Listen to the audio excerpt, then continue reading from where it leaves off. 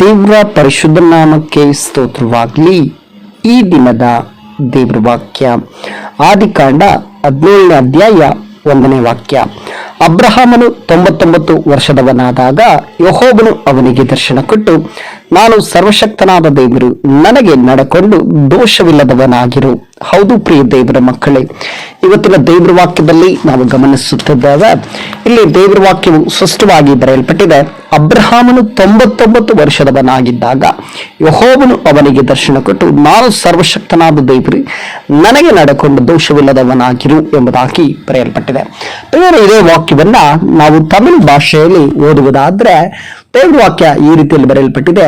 Abraham 99 ವರ್ಷ வயதானவன் போது கர்த்தர் அப்ரஹாமுக்கு தரிசனமாகி, நான் சர்வவல்லமையுள்ள தேவன், நீ எனக்கு முன்பாக நடந்து ಕೊಂಡು ಉತ್ತಮನಾಗಿರು ಎಂಬುದಾಗಿ. ಪ್ರಿಯರ ದೇವರ ಮಕ್ಕಳೇ, ಇಲ್ಲಿ ದೇವರ ಆತ್ಮನು ಈ ಒಂದು ತಮಿಳ್ ಬೈಬಲ್ ಅಲ್ಲಿ ನಾವು ನೋಡೋದಾದ್ರೆ, ನೀ ಎನಕ್ಕೆ ಮುಂಬಾಗ ನಡೆದುಕೊಂಡು ಅಂದ್ರೆ ದೇವರ ಮುಂದ್ಗಡೆ ಅಬ್ರಹಾಮನು ನಡ್ಕೋಬೇಕು ಎಂಬುದಾಗಿ ಅಲ್ಲಿ ಬರೆಯಲ್ಪಟ್ಟಿದೆ.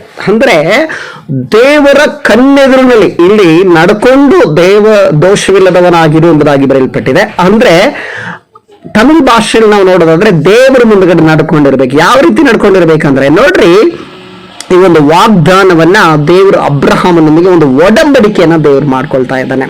ಅಂದ್ರೆ ಒಡಂಬಡಿಕೆ ಅಂದ ತಕ್ಷಣ ಏನಪ್ಪಾ ಇದು ಒಡಂಬಡಿಕೆ, ಒಂದು ಒಪ್ಪಂದ ಎಂಬುದಾಗಿ ನಾವು ಹೇಳಬಹುದು. ಇದೊಂದು ರೀತಿಯಲ್ಲಿ ಅಬ್ರಹಾಮನು ದೇವರಿಗೂ ಅಬ್ರಹಾಮನಿಗೂ ಮಧ್ಯದಲ್ಲಿ ನಡೆದಂತ ಒಂದು ಒಪ್ಪಂದ.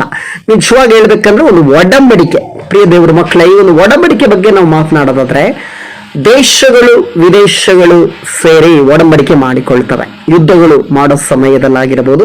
ಒಂದು ಉದಾಹರಣೆಗಾಗಿ ಹೇಳ್ತೇನೆ, ಭಾರತ ದೇಶ ರಷ್ಯಾ ದೇಶದೊಟ್ಟಿಗೆ ಒಂದು ಒಡಂಬಡಿಕೆ ಮಾಡಿಕೊಳ್ಳುತ್ತದೆ. ಆ ಭಾರತ ದೇಶದ ಪ್ರಧಾನಿ ಏನ್ ಮಾಡ್ತಾರೆ, ರಷ್ಯಾ ದೇಶದ ಪ್ರಧಾನಿ ಹತ್ರ ಹೋಗ್ಬಿಟ್ಟು ಒಡಂಬಡಿಕೆ ಮಾಡ್ಕೊಳ್ತಾರೆ. ಯಾಕೆ ರಷ್ಯಾ ದೇಶ ಯಾವುದೇ ಕಾರಣಕ್ಕೂ ಭಾರತ ದೇಶದ ಮೇಲೆ ಯುದ್ಧ ಬರ್ಲಿಕ್ಕಿಲ್ಲ ಎಂಬುದಾಗಿ.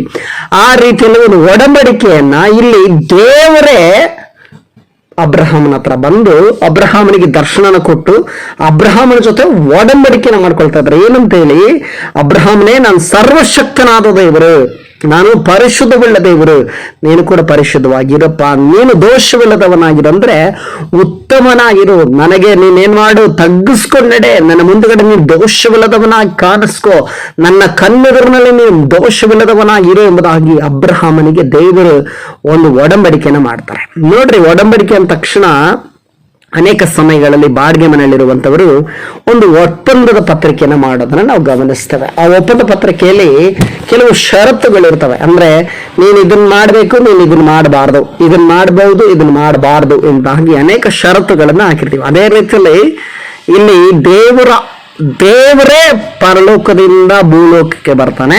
ಅಬ್ರಹಾಮನ ಜೊತೆ ದೇವರು ಮಾತನಾಡ್ತಾನೆ, ದರ್ಶನ ಅಬ್ರಹಾಮನಿಗೆ ಕೊಡ್ತಾನೆ.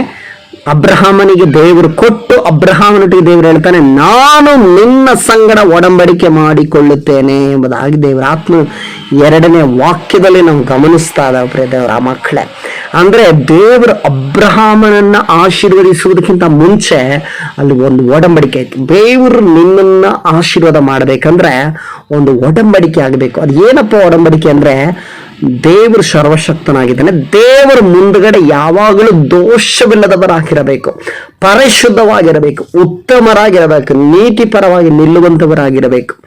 ಅದನ್ನೇ ದೇವರು ಆಸೆ ಪಡ್ತಾನೆ. ಅನೇಕರು ಹೇಳ್ತಾರೆ, ಕಾಣಿಕೆ ಕೊಟ್ರೆ ಸಾಕು, ದಶಮಭಾಗ ಕೊಟ್ರೆ ಸಾಕು, ದೇವರ ಆಶೀರ್ವಾದ ಮಾಡಿ. ಇಲ್ಲ ಪ್ರಿಯ ದೇವರ ಮಕ್ಕಳು, ದೇವರು ಕಾಣಿಕೆ ಕೊಡುವವರನ್ನ ಅಥವಾ ದಶಮಭಾಗ ಕೊಡುವವರನ್ನ ಮಾತ್ರ ಆಶೀರ್ವದಿಸಲ್ಲ. ಕಾಣಿಕೆ ಕೊಡೋದ್ರಿಂದ, ದಶಮಭಾಗ ಕೊಡೋದ್ರಿಂದ ನಿಮ್ಮನ್ನ ದೇವರ ಆಶೀರ್ವಾದ ಮಾಡೋದಲ್ಲ. ಬದಲಾಗಿ ನೀವು ಪರಿಶುದ್ಧವಾಗಿ, ದೋಷವಿಲ್ಲದವರಾಗಿ, ಉತ್ತಮರಾಗಿ, ಸತ್ಯರಾಗಿ, ನೀತಿಪರವಾಗಿ ನಿಲ್ಲುವಾಗ ಮಾತ್ರವೇ ದೇವರ ಆಶೀರ್ವಾದ ಮಾಡ್ತಾನೆ. ಯಾಕಂದ್ರೆ ಅಬ್ರಹಾಮನನ್ನ ದೇವರ ಆಶೀರ್ವಾದ ಮಾಡಿದ್ದು ಯಾವುದಕ್ಕೋಸ್ಕರ? ಆತನು ಉತ್ತಮನಾಗಿದ್ದ, ಆತನ ದೋಷವಿಲ್ಲದವನಾಗಿದ್ದ, ಆತನು ತಪ್ಪು ಮಾಡಿದವನಾಗಿದ್ದ, ಆತನ ಜೀವಿತದಲ್ಲಿ ಪರಿಶುದ್ಧನಾಗಿ ದೇವರ ಮುಂದುಗಡೆ ಜೀವಿಸ್ತಾ ಇದ್ದ. ಆದ್ರಿಂದಲೇ ಅಬ್ರಹಾಮನನ್ನ ದೇವರು ಆಶೀರ್ವಾದ ಮಾಡಿದ್ರು. ಅದೇ ರೀತಿಯಲ್ಲಿ ನಿಮ್ಮನ್ನು ದೇವರ ಆಶೀರ್ವಾದ ಮಾಡಬೇಕಂದ್ರೆ ನೀವು ಕೂಡ ಪರಿಶುದ್ಧರಾಗಿರಬೇಕು, ದೇವರು ನಮ್ಮನ್ನ ನೋಡ್ತಾ ಇದ್ದಾನೆ ಅಂತ ಭಯದಲ್ಲಿರಬೇಕು. ದೇವರ ಮುಂದುಗಡೆ ನಿಮ್ಮನ್ನು ತಗ್ಗಿಸ್ಕೊಳ್ಳಬೇಕು. ದೇವರ ಮುಂದುಗಡೆ ನೀವು ನಡೆಯಬೇಕು, ಉತ್ತಮರಾಗಿರಬೇಕು, ನೀವು ಪರಿಶುದ್ಧವಾಗಿ ಜೀವಿಸಬೇಕು, ದೋಷವಿಲ್ಲದವರಾಗಿ ನೀವು ಜೀವಿಸಬೇಕು. ಈ ಕಾರ್ಯಗಳನ್ನು ಮಾಡುವಾಗ ದೇವರು ನಿಮ್ಮನ್ನು ಆಶೀರ್ವಾದ ಮಾಡೇ ಮಾಡ್ತಾನೆ. ವಾಕ್ಯದೊಟ್ಟಿಗೆ ದೇವರು ನಿಮ್ಮನ್ನು ಆಶೀರ್ವಾದ ಮಾಡಲಿ. ಯೇಸು ಕ್ರಿಸ್ತನ ನಾಮದಲ್ಲಿ ಪ್ರಾರ್ಥಿಸೋಣ. ಸರ್ವಶಕ್ತನು ಮಹಾಪರಿಶುದ್ಧನ ತಂದೆಯ ದೇವರೇ, ಈ ದಿನಕ್ಕಾಗಿ ಸ್ತೋತ್ರಪ್ಪ. ಒಂದು ದಿನದಲ್ಲಿ ಕರ್ತನೆ ನಿನ್ನ ವಾಕ್ಯವನ್ನು ಕೇಳುವಂತ ನಿನ್ನ ಮುದ್ದು ಮಕ್ಕಳನ್ನು ಆಶೀರ್ವಾದ ಮಾಡ್ರೆ ಸ್ವಾಮಿ. ಹೌದು ಕರ್ತನೆ, ನಿನ್ನ ವಾಕ್ಯದಲ್ಲಿ ಬರೆದಿರುವ ಹಾಗೆ ಸ್ವಾಮಿ, ಅಬ್ರಹಾಮನ್ನು 99 ವರ್ಷದವನಾಗಿದ್ದ ದೇವರು ದರ್ಶನ ಕೊಟ್ಟು ಆತನಿಗೆ ನಾನು ಸರ್ವಶಕ್ತನಾದ ದೇವರು, ದೋಷವಿಲ್ಲದನಾಗಿ ನಡೆದುಕೋ ಎಂಬುದಾಗಿ ಸ್ವಾಮಿ ನೀನು ವಾಗ್ದಾನ ಮಾಡಿದ ಹಾಗೆ ಸ್ವಾಮಿ ನಮ್ಮನ್ನು ನೋಡಿ ಇವತ್ತು ಹೇಳ್ತಾ ಇದ್ದೀವಿ ಕರ್ತನೆ.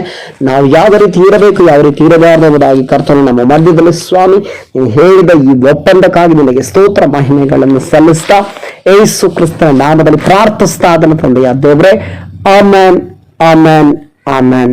ದೇವರು ನಿಮ್ಮನ್ನು ಆಶೀರ್ವದಿಸಲಿ.